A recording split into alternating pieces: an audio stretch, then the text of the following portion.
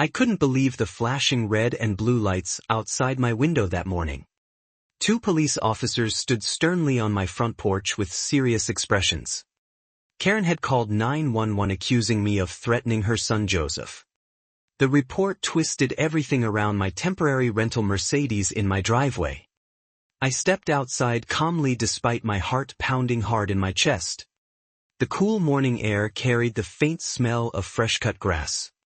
"Sir, we received a report of suspicious vehicle activity," the lead officer stated firmly. I invited them inside for coffee to explain the real story. "Let me back up and tell you exactly how this nightmare began. 6 months ago I moved into Sunnyvale Estates for some peace and quiet. After city chaos and a tough divorce, this HOA suburb seemed perfect. The lawns stayed emerald green and the streets felt safely quiet. My rental Mercedes was simply temporary while my SUV stayed in the shop. It was a sleek black luxury model parked legally in my own driveway. Then Karen, the HOA president, entered my life like a storm. She was a middle-aged woman glued to her clipboard and obsessed with rules. Her first attack arrived as a certified letter in my mailbox. "Your rental vehicle violates our community's aesthetic standards," the notice declared coldly. I read it over breakfast and let out a sarcastic laugh. The warm smell of bacon filled my kitchen as I shook my head.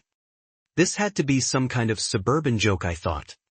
But Karen was deadly serious about her power in this neighborhood. She followed up with emails copied to the entire HOA board. "Certain residents are flaunting luxury rentals and lowering property values," she claimed. The neighborhood app filled with anonymous whispers and dirty looks from neighbors. The tension built slowly like storm clouds gathering on the horizon. I tried to ignore it and focus on my remote work deadlines. Then she showed up unannounced at my front door one sunny afternoon. The bright sun glinted off her official HOA polo shirt. "Listen here, that Mercedes does not belong in our community," she said haughtily. I leaned against the doorframe, keeping my voice steady and polite. "Karen, it is parked on my private property and fully legal," I replied calmly. Her face flushed deep red before she spun and stormed away. That confrontation pushed everything to a much worse level fast. Rumors spread like wildfire through the community Facebook group. Neighbors I barely knew started avoiding eye contact on evening walks. The air felt heavier with unspoken judgment every time I stepped outside. That was when I installed high-quality security cameras around my house. The technician finished quickly under the warm afternoon sunlight. "Better safe than sorry," I muttered to myself with a sigh. Those cameras would soon become my best defense in this drama. Meanwhile, Karen decided to fight fire with fire in her twisted way. She rented an even fancier Mercedes for her teenage son Joseph. Joseph was a quiet 16-year-old who preferred video games and his old truck. I overheard her yelling at him across the street one evening. The distant hum of lawnmowers mixed with her sharp, angry commands. "Joseph, take the rental Mercedes and patrol for violations right now," she demanded loudly. Joseph protested with a tired groan in his voice. "Mom, this is embarrassing. I just want to drive my old truck," he said. She shut him down instantly with threats of total grounding. "Do it or no phone and no friends for a month," she snapped back viciously. Reluctantly, Joseph slid behind the wheel of the shiny new vehicle. The powerful engine purred loudly as they drove off down the street. From then on, the Mercedes cruised past my house constantly every day. My cameras recorded every slow, suspicious drive-by in perfect detail. Joseph always looked miserable, slumped in the driver's seat. Karen rode shotgun barking orders like a drill sergeant on patrol. "Slower, Joseph, get closer to his driveway for more evidence," she would command. I watched the footage each night with growing disbelief and quiet anger. The poor kid did not deserve to be dragged into her vendetta. Then the whole situation exploded on one cloudy, tense afternoon. The rental Mercedes pulled up and blocked my driveway completely. Karen jumped out clutching a stack of bright yellow fake notices.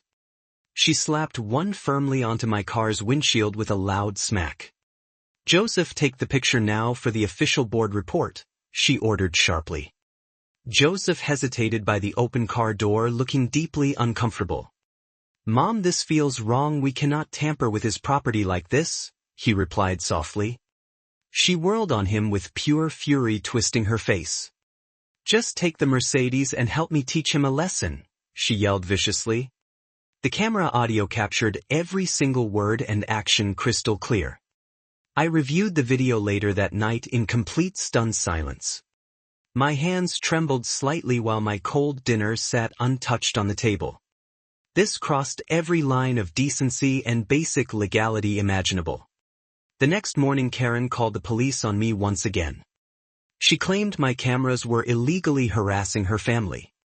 The officers arrived with sirens echoing through the quiet suburban streets. This time I was fully prepared with all the undeniable evidence. I greeted them politely on my dew-covered front porch. "Officers, let me show you exactly what really happened here," I said calmly. Inside, I played the clear footage on my large computer screen. Their expressions changed from doubt to visible shock as it played. "She's the one tampering and forcing her son to assist," the lead officer noted. They documented everything carefully and left to confront Karen directly. A huge weight finally lifted from my shoulders in that moment. The emergency HOA board meeting took place 2 days later. The community center buzzed with neighbors and the faint scent of stale coffee. I stood up when called and presented my case professionally. "Board members, here is clear proof of serious abuse of power," I began steadily. The video played for the entire packed room to witness live. Gasps and murmurs filled the space as Karen's voice echoed loudly. She had even used HOA petty cash for her personal rental Mercedes. The vice president called for an immediate vote after seeing the evidence. "This is unacceptable, Karen. You are removed effective immediately," he declared firmly.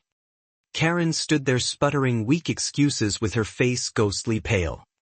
"You cannot do this. I was only protecting our community standards," she protested desperately. But the board and neighbors had seen more than enough of her antics. Even Joseph spoke up quietly from the back row.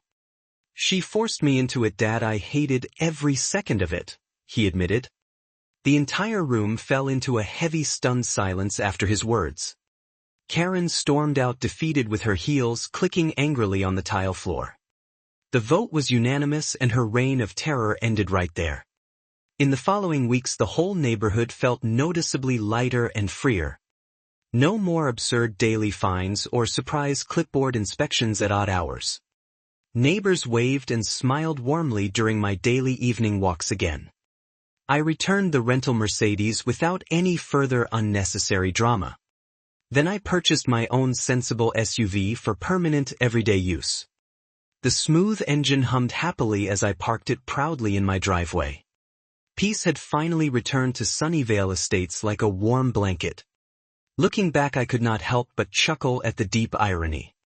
Karen's obsession with total control and that forced Mercedes patrol backfired spectacularly. Her own reluctant kid and my backyard cameras exposed the hypocrisy perfectly. It just goes to show that petty power always crumbles in the end. Even in perfect HOA heaven, the truth always parks itself front and center. And sometimes sweet justice arrives wearing the disguise of a luxury rental car.